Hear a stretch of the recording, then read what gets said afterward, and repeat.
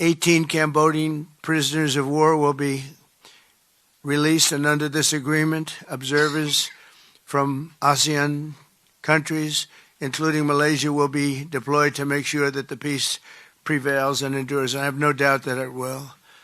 We have another situation like that right now in the Middle East, and Gaza. You might have read a little bit about Gaza, and that's another one we're very proud of. But we have a lot of people watching that. A lot of people. I think this is a much different kind of a thing. The two countries are getting along really well. Well, this is so exciting because we did something that a lot of people said couldn't be done, and we saved maybe millions of lives on this one peace deal itself. And I'll tell you what makes me so happy is the two countries we're dealing with, and the third that helped so much. I appreciate so much. Maybe it couldn't have been done without you, but they really like each other. I'm not used to that when I do these deals. Usually there's a lot of hatred. They liked each other, so it made it a little bit easier. But millions of people are alive today because of this peace treaty. So before I begin, I want to extend our deepest condolences to the Prime Minister, Newton, as well as His Majesty, the King of Thailand, and the entire nation on the passing of Her Majesty, Queen Sirikhet, the Queen Mother, and a beautiful, incredible woman who is so respected all over the world, actually respected. I know the people of Thailand will remember her forever as the embodiment of dignity, kindness, and grace. This just happened. But this is a woman who was so loved and respected. Today we honor the memory by bringing the blessing of peace to the nation she dearly loved. She loved this nation like few people love their nations. This is a momentous day for all of the people of Southeast Asia, as we sign a historic agreement to end the military conflict between Cambodia and Thailand. And we're so honored to be involved in that. It's so important to me. Two great countries, but they were going at it.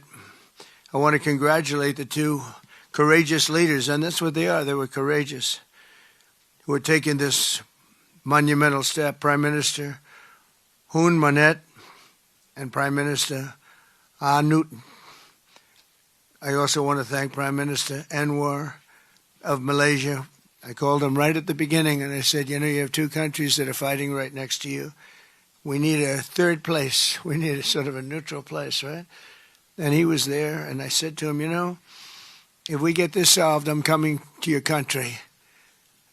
And I told the truth, didn't I? A lot of times they say that, and that's the last you ever see. But I felt I had an obligation to come because you were so great, and the two men alongside of you are so great. Historic figures now, really historic figures. So I felt it was an obligation I had. I told it to you. That was about a year ago, and all of this has taken place. It's been so beautiful to see. It had started, and there was a lot of killing. And then when we got it stopped very quickly in this case, some we did in 32 years. It took 32 years to get them stopped. They were fighting for a long time. This was very nasty, but it was stopped very quickly before it started. And the two leaders have great respect for each other. But the Prime Minister played a very important role in helping convene the two sides for discussions here in Kuala Lumpur. Earlier this year, an armed clash broke out along the border of these two countries. Really ancient countries by most standards. They've been a long time, tremendous cultures, resulting in numerous deaths and thousands and thousands of people displaced from their homes. It was starting because of America's strong commitment to stability and peace in this region and every region where we can do it. My administration immediately began working to prevent the conflict from escalating. I held phone calls with both leaders. I was actually at Turnberry in Scotland when I did this. And we had a lot of phone calls, the three of us and then the four of us. We had a lot of phone calls. It was a beautiful day. I remember how beautiful it was. Turnberry is a great place, but I said, this is much more important than playing around the Gulf. So we sat there all day long making phone calls, and it was amazing the way it came together very quickly. I mean, really very quickly. You caused me very good entertainment. I could have had a lot of fun, but this is much more fun for me than anything having to do with almost anything, because you're saving people and saving countries. But ask them to choose the path of prosperity and peace over needless bloodshed and war. At the end of July, after extremely productive discussions, we reached a ceasefire agreement. And now these gentlemen, and they really are gentlemen, high-quality people, both went to college in the United States, and now these gentlemen are about to sign what we're calling the Kuala Lumpur Peace Accords. Good name. Both countries are agreeing to cease all hostilities and work to build good neighborly relationships, which have already started. 18 Cambodian prisoners of war will be released, and under this agreement, observers from ASEAN countries, including Malaysia, will be deployed to make sure that the peace prevails and endures. I have no doubt that it will. We have another situation like that right now in the Middle East, and Gaza. You might have read a little bit about Gaza, and that's another one we're very proud of. But we have a lot of people watching that. A lot of people. I think this is a much different kind of a thing. The two countries are getting along really well. Today, alongside this peace treaty, we also are signing a major trade deal with Cambodia and a very important critical minerals agreement with Thailand. The United States will have a robust commerce and cooperation transactions, lots of them, with both nations as long as they live in peace. And I really feel that when we make deals, we see two countries that we do a lot of business with. We do a lot of business with both of them. We have to use that business to make sure they don't get into wars. But this is going to be a very long peace. So as you know, this is one of 8 wars that my administration has ended in just 8 months. We're averaging one a month. There is only one left, although I heard that Pakistan and Afghanistan have started up, but I'll get that solved very quickly. I know them both, and the Pakistan, the Field Marshal and the Prime Minister are great people, and I have no doubt we're going to get that done quickly. That one started up a few days ago. And I just feel it's something I can do. I do it nicely. I don't need to do it, I guess, but if I can take time and save millions of lives, that's really a great thing. I can't think of anything better to do. But the 8 wars that my administration has ended in just 8 months, there's never been anything like that. Never. There never will be either. I can't think of any president that ever solved one war. I don't think anybody. They start wars, they don't solve them.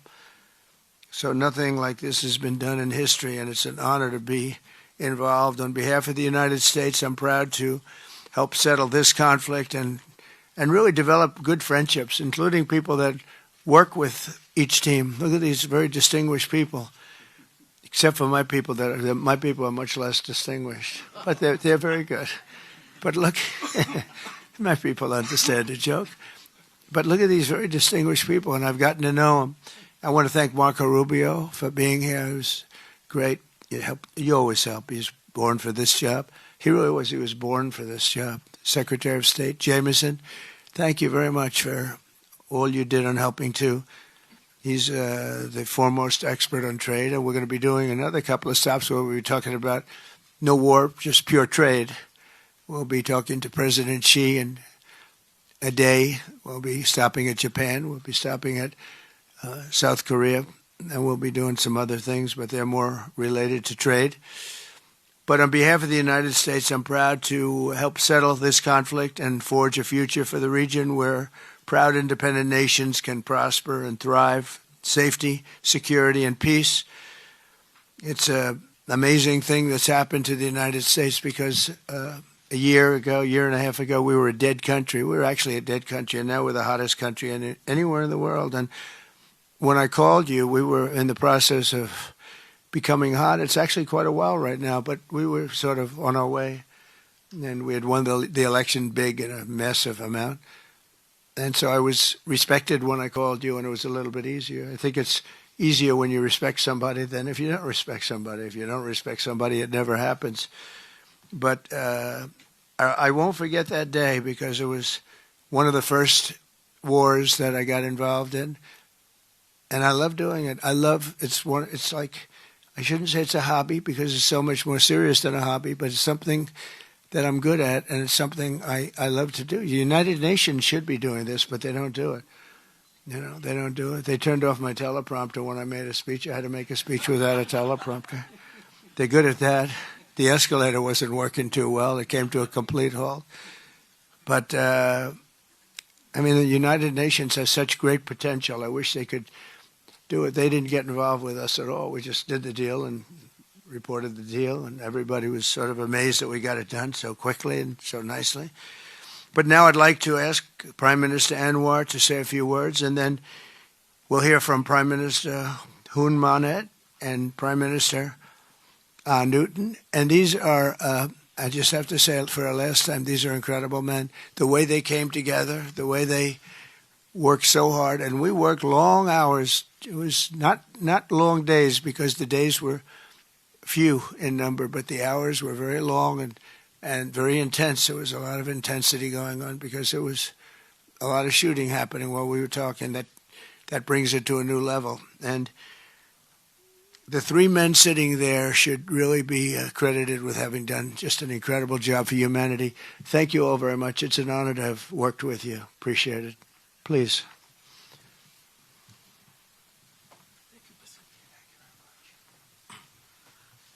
Thank you, President Donald J. Trump, for giving us this honor. And on behalf, of course, of Malaysia and our colleagues in ASEAN, I must thank you for your concern, for your empathy, and for your commitment to support this peace deal. When I first received your call and then urging me to do more in supporting our initiative, and you personally did call both prime ministers to urge for a speedy peace settlement, I would say a great thank you. And we, of course, admire your tenacity, your courage, because the world needs leaders who promote peace strongly. And to achieve that, you have to break some rules, as you did today. When President arrived, he asked me to join him in the car. I said, that's against the security and protocol rules. And he was delighted to break the rules, and I... Nice ride. It was a nice ride. And we share a lot of things in common. I was in prison, but he almost got there. But very good exchanges on a number of issues. Of course, priorities, of course, the peace deal.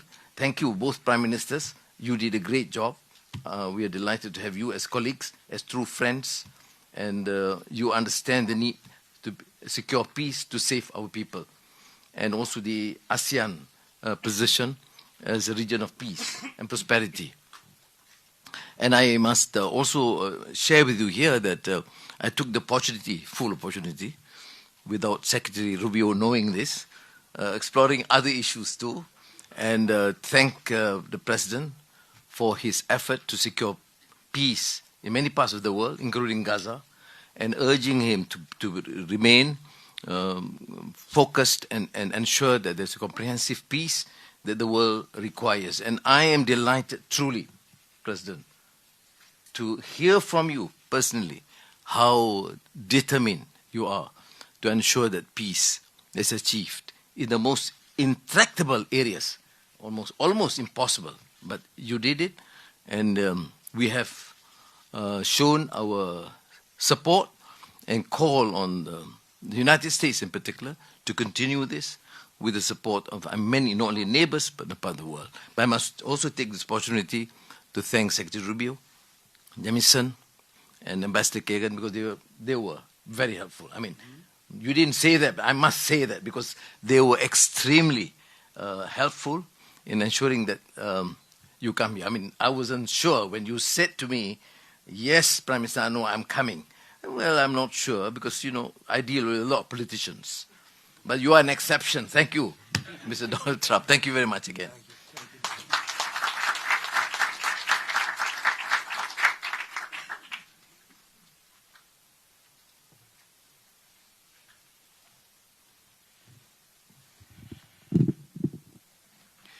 President Donald Trump, Prime Minister Anwar Ibrahim, Prime Minister Anutin Chanvirakul, Excellencies, ladies and gentlemen. Today marks a historic moment, profound significance for Cambodia and Thailand, a day that reaffirms our shared conviction that peace is always possible when nations have the courage and wisdom to pursue it together. On behalf of the Cambodian peoples, I wish to express my deepest gratitude to President Donald J. Trump for his decisive leadership and steadfast commitment to supporting the lasting peace between Cambodia and Thailand, and for his tireless efforts to make it a reality. I also wish to convey my sincere appreciations to Prime Minister Anwar for his unwavering support and facilitation throughout this peace process until successful conclusions. I further extend my appreciations to my ASEAN colleagues, China, and other partners who have been supporting the ceasefire from the beginning. The principles that underpin this joint declaration are those that Cambodia holds dear. That no matter how difficult or complex our dispute may be, they must always be resolved through peaceful means in full conformity with existing treaties and international law. Cambodia reaffirms a strong commitment to fully and faithfully implementing these joint declarations and to continuing to work closely with Thailand and all our partners to ensure that this peace endures and brings tangible benefit to our peoples.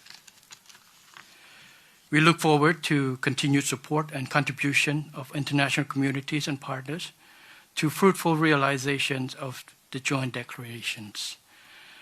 As we speak, I think our two commanders are discussing on the possibility of start of withdrawal, partial withdrawal of the first phase of our heavy weapons as an indication of our willingness to show that the execution of the joint declarations.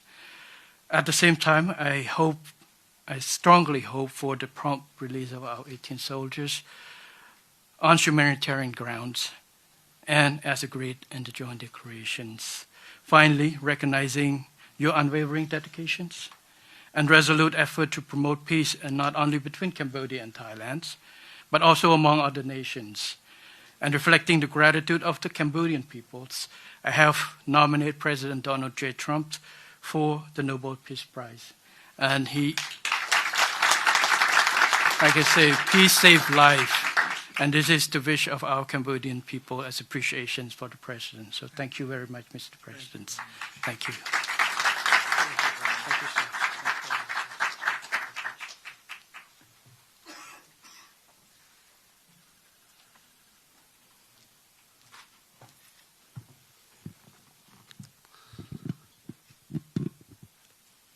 President Trump,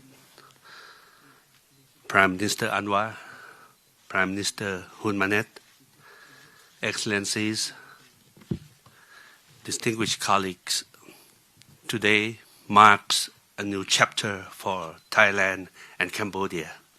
Today we take a concrete step towards peace. I would like to thank Prime Minister Anwar Ibrahim for the leadership as ASEAN Chair and your strong efforts in upholding ASEAN unity. And I also wish to express my sincere appreciation to President Donald J. Trump for your personal dedication to peace between our two countries. And in addition, I thanks so much for the kind words of condolences that the President has given to our country on the great loss of our beloved Queen Mother. It means a lot to Thai people. We have come a long way since agreeing to the ceasefire here in Malaysia on 28th of July. The discussions since then have led to this important outcome, which is the signing of our joint declaration today. And I have to thank Prime Minister Hun Manet for his cooperation and support that led us to this moment. Thailand stands for peace. This declaration reflects our will to resolve differences peacefully, in full respect of sovereignty and territorial integrity. This declaration, if fully implemented, will provide the building blocks for a lasting peace. But more importantly, it will begin the process of mending our ties. Our border communities have been divided by conflict, and innocent civilians have suffered immense losses. This declaration places a firm responsibility on our two parties to act. I believe we can achieve what seemed beyond reach a few months ago. To this end, I welcome the agreement that following the signing of this joint declaration today, both sides will begin implementing all the agreed points, in particular, promptly removing heavy weapons from the border areas to ensure the safety of our people, to build confidence and trust. And Thailand will also begin the process of releasing the 18 detained Cambodian soldiers. We have a responsibility to act in earnest and in good faith, and that will restore livelihoods and protect the well-being of our communities along our shared border. To achieve real change on the ground, what we agree on here must be implemented. Only then can we truly turn to a new page. Only then can we assure that our people's security and safety. Only then can we achieve real peace. This is what our people expect of us, and this is what they deserve. Peace with dignity. Going forward, I call on our friends to continue supporting this process so that the joint declaration is implemented fully and in good faith, rebuilding stability, trust, and renewed cooperation between Thailand and Cambodia and across our region. I am also pleased that today we announced the joint statement on the framework for a U.S.-Thailand agreement on reciprocal trade, which I hope will facilitate our negotiations on tariffs for conclusion by end of this year. We will also sign the MOU between our governments on cooperation on critical minerals, which will further promote resilient and sustainable supply chains for years to come. Thank you once again. Thank you from the bottom of my heart. Thank you.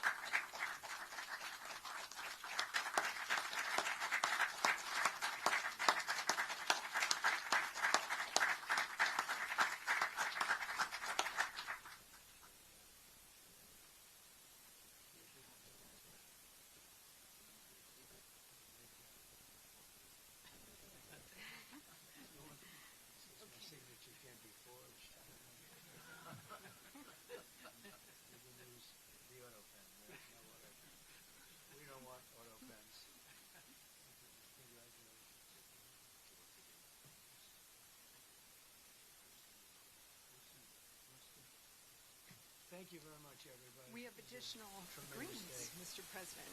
Yes. We have the Cambodian trade deal and we have the critical minerals agreement to We're sign. going to sign that. We're More signing our agreements. trade deal. I thought we could forget about this deal. They make a very good deal.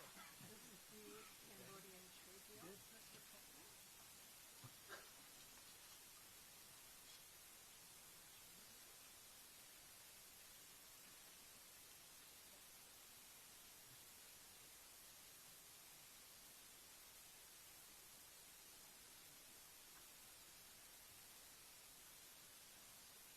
And this is a great deal for both countries.